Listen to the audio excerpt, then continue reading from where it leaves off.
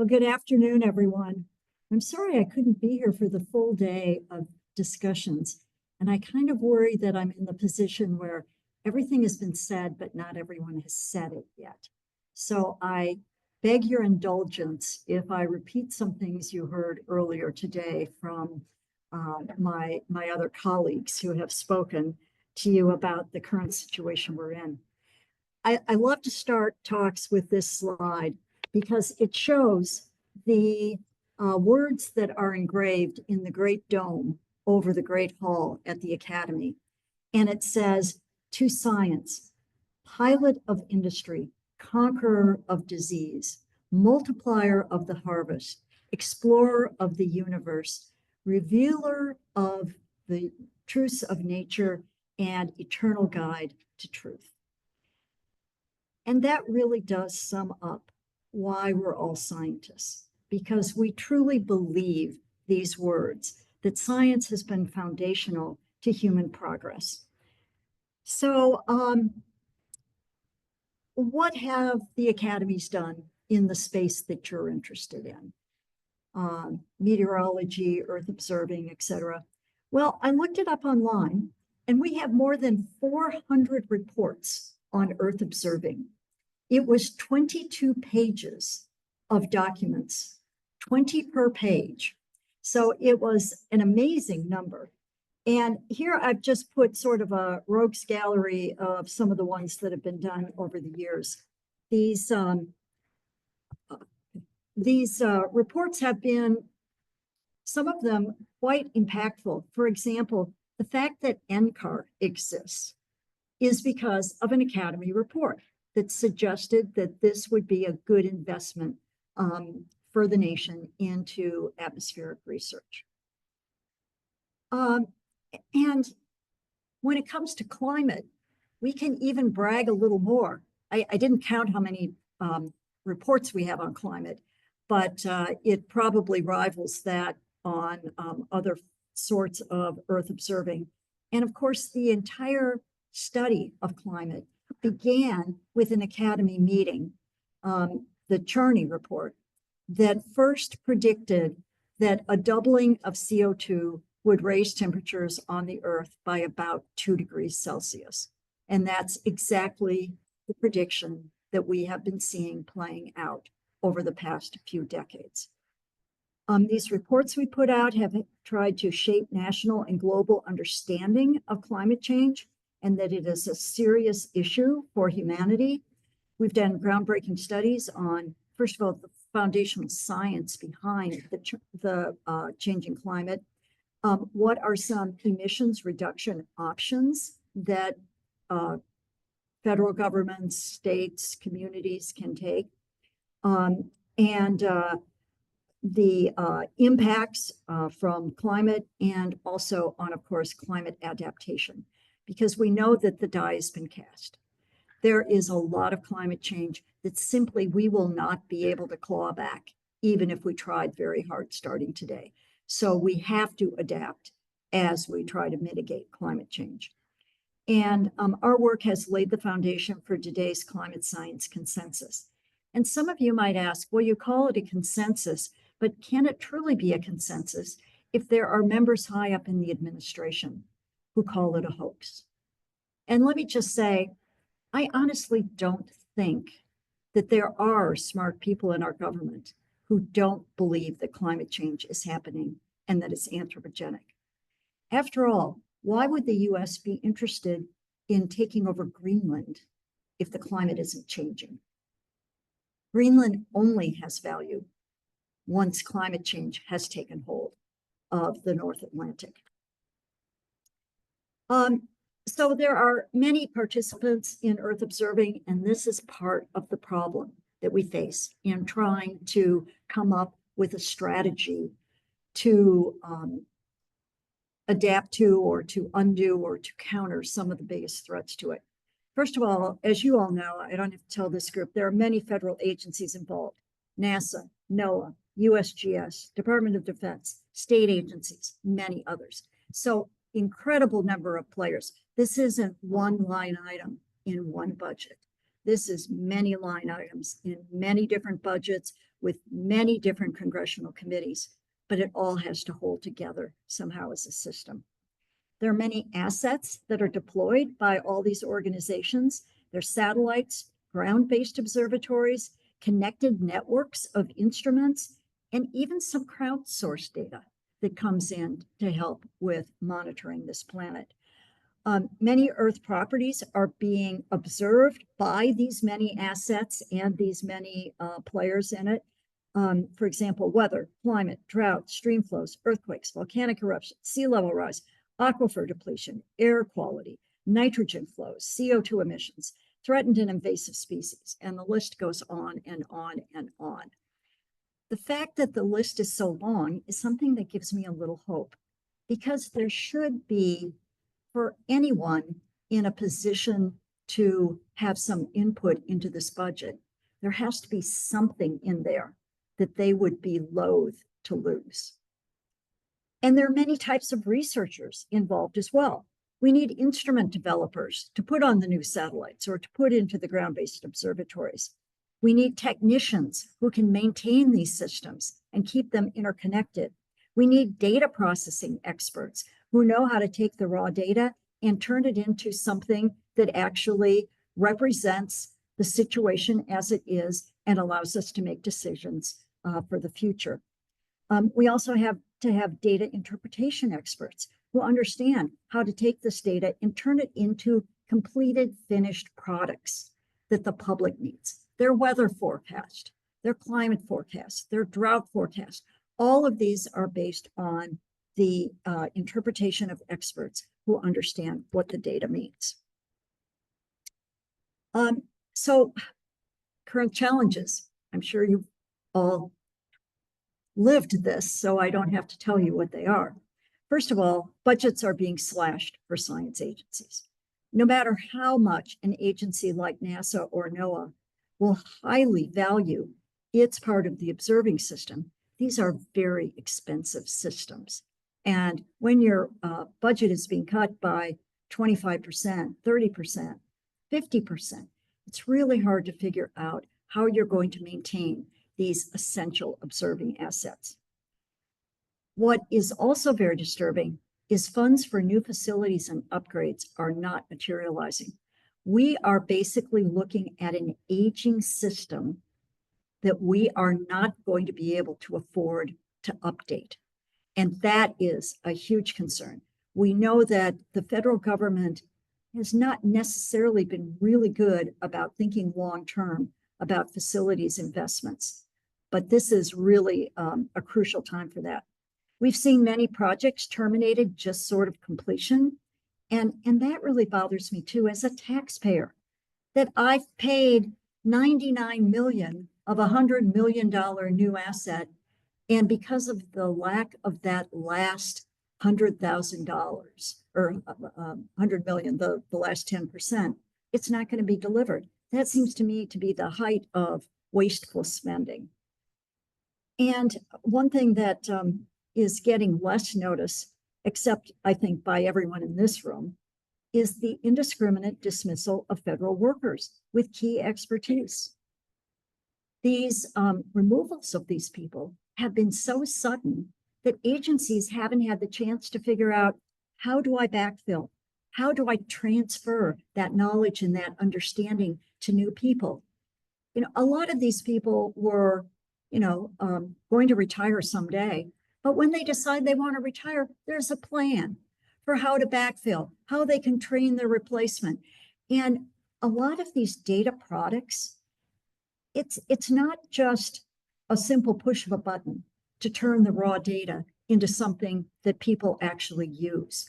And the fact that many of these workers have been with NASA or with NOAA or with the USGS for many decades means there's a consistency to the products that won't happen if some newbie walks in off the street and says, okay, I'm going to try to do a forecast for, this.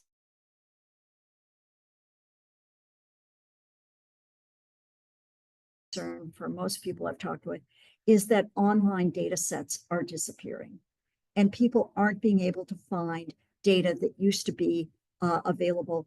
I've even heard that from people overseas that count on NASA's data and NOAA's data to do data products in their own countries, and they are finding that they no longer can get access to those.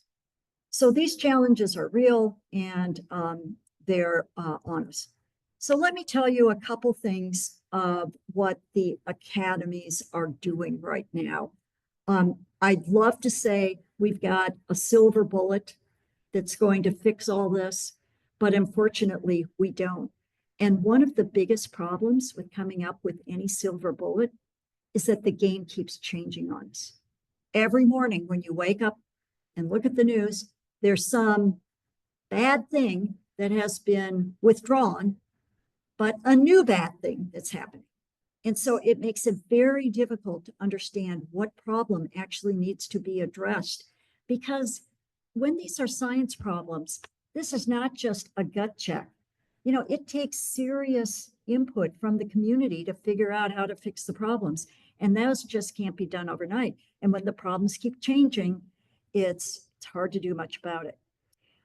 The Climate Crossroads Congressional Fellowship is a program that Amanda Stout, who's here with us today, has started at the Academy. And I think this is one of the most impactful activities that we're doing in the climate space at the academies. Because it turns out that, you know, regardless of whether you're talking about ag or national security, climate touches everything that's happening to us right now. It's hard to find a topic that isn't engaged in climate. Maybe, well, I'm not even going to suggest one because I don't think it's right. So what this means is that you don't have to be on the science committee in Congress to care about science. If you're on a health committee, you care about science. If you're on a committee that's worried about national defense, you care about science, and you care about climate. So what this program is, and you can see the funders on the right side of the slide, it's a 9-month training and networking experience that provides current congressional staff with a solid grounding in the science, engineering, and health dimensions of climate change. The reason why I find this program important is I know many scientific societies, and probably AMS is no different, in having congressional fellows programs where we take young scientists or mid-career scientists sometimes, and we send them to Capitol Hill, connect them to either a committee or a congressman or a senator, and they help. Well, what we've decided, though, is to reverse this idea and instead bring the staffers to the academy to learn about the science, because these rotating fellows from our science societies come and go, but many of these staffers stay for a long time. And many of the congressmen and senators come and go too, but the staffers stay for a long time, and they're just passed on down to the next incumbent. So I think this program has been really smartly put together in terms of, first of all, connecting them to real scientists. We aren't going to turn them into scientists, and that's not the goal of this. But they should be on a first name basis with scientists who they understand can speak their language, who can make climate relevant to their portfolio, and who they feel comfortable reaching out to. But there's a second goal. In addition to connecting these staffers to real scientists, it's connecting them to each other. Republican staffers to Democratic staffers, across committees, bicameral, Senate with Congress, because after all, before something can become law, it has to be passed by both houses. And so it's helpful that they know each other and they can get together. I think some of the most fun things they've done are some of the field trips, which have been huge bonding experiences for them and have them allowed them to see climate mitigation, climate action in action. Now, these are just a few goals of this program. One is to build capacity for science-informed policymaking, to enable community building and fostering dialogue within this cohort of people. And it also enhances their access to our networks of smart people who can speak their language. The fellows participate in a series of seminars with panels, with case studies, interactive exercises. I talked about these field trips, site visits, and we have continued to engage with the alums of this program. We're on to our third cohort now, and so we're actually very pleased at how this is going. We always can use more Republican staffers, though. It shouldn't come as a surprise to anyone here that the majority of the applicants we get are from Democratic districts, congressmen, senators, and it really would be helpful to get a lot more Republicans. So any of you who might have connections to Republican congressmen and senators, please encourage them to check this out. Although it's a 9-month program, it's not 100% time. It's just sort of done on the side, you know, evenings, weekends, occasional lectures here and there. And so it's not like they need to leave their day job in order to do this fellowship program. And this shows the network. You can see that the East Coast and the West Coast are very well represented. There are a lot of states in the mid part of the country which are still going to see climate change, but we don't have a lot of connections with them. So again, this map is helpful in deciding where do we need to focus the efforts.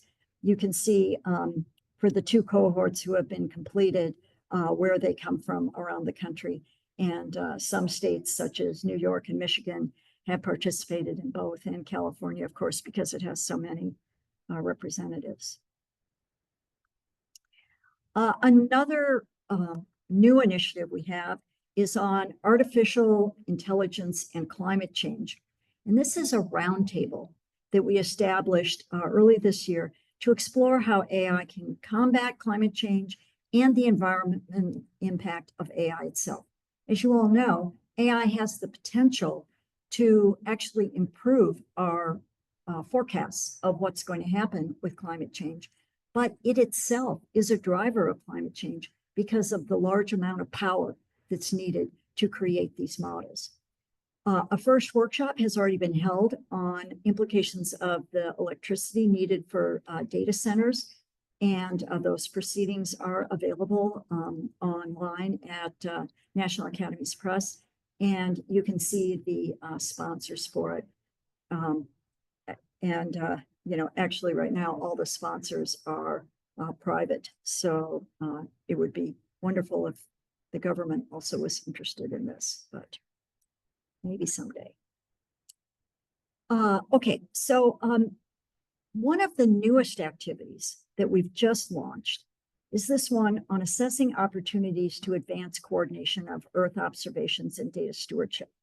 So how this project began was I was hearing from all sorts of my colleagues around the country about concerns of losing data, that data were being taken down, they were no longer available online, they didn't know where to find them, data sets weren't being continued, they were frozen as they were in January of this year, et cetera.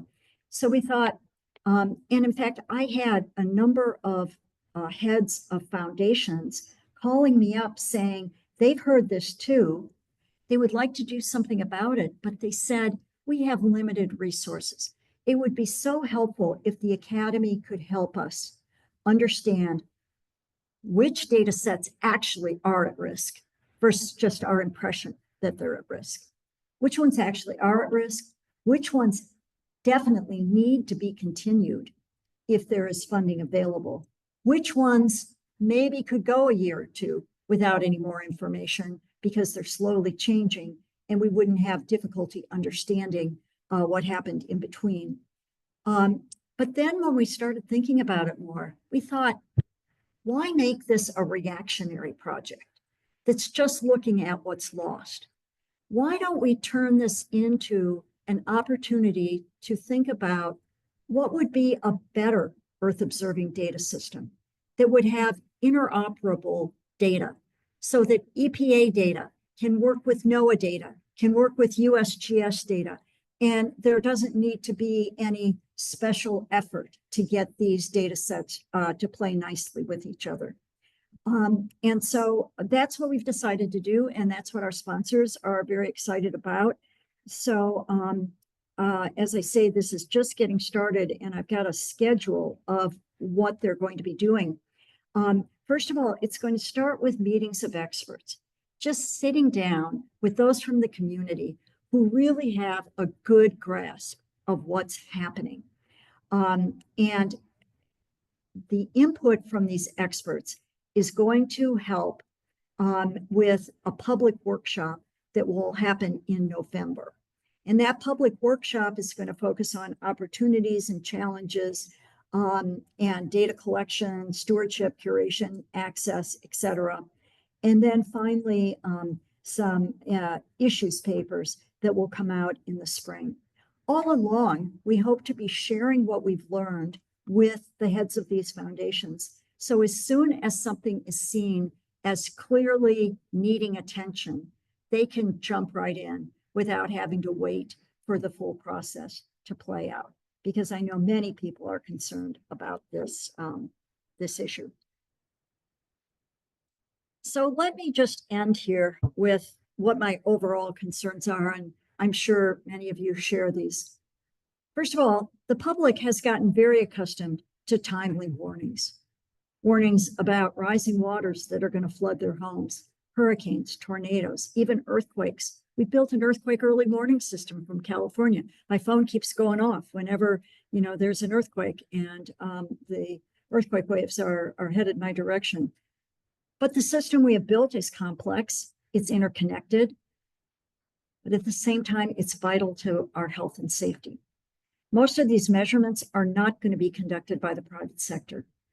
You know, I think there is this sense within the administration that the private sector will step up to fill the gaps that the federal government is not filling. I don't think that's going to happen for most of the things we're talking about here, because these Earth observations and the warning systems are a public good. Do we actually want to create haves and have-nots, where the people on one block understand that a tornado is coming and they get to their basements, and the people on the next block can't afford to subscribe to the service and they all die? I mean, that's just not a good look for this country to go in that direction. And I finish asking a question, which I'm actually thinking is more of a prophecy, that it's going to take a crisis to walk back the damage that is being done to this system. And when that crisis happens, it's not going to look good for those who destroyed it. So I'm going to end there, and I'm